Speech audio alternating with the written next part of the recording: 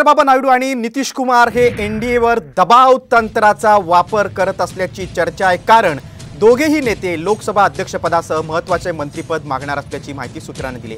आरोग्य, शिक्षण आणि वित्त ही खाती नायडू आणि नितीश कुमार मागू शकतात। त्यामुळे पंतप्रधान नरेंद्र मोदी आणि भाजप नेते या दोघं नेत्यांची मागणी मान्य करणार का असा सवाल सध्या उपस्थित होते। तर दुसरीकडे इंडिया आघाडीने देखील नितीश कुमारांना उपपंतप्रधान पदाची ऑफर दिल्याचं कळते। त्यामुळे सत्ता स्थापनेपर्यंत देशाच्या राजकारणात अनेक नाट्यमय घडामोडी घडण्याची शक्यता आहे।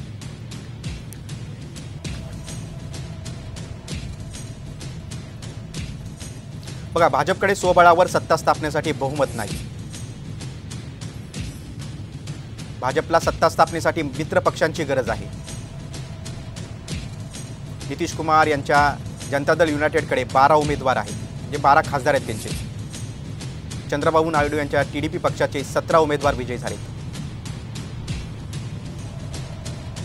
सध्या नितीश कुमार आणि चंद्रबाबू नायडू एनडीए सोबत आहेत। त्यामुळे नितीश कुमार आणि चंद्रबाबू नायडू किंग मेकरच्या भूमिकेत आहेत।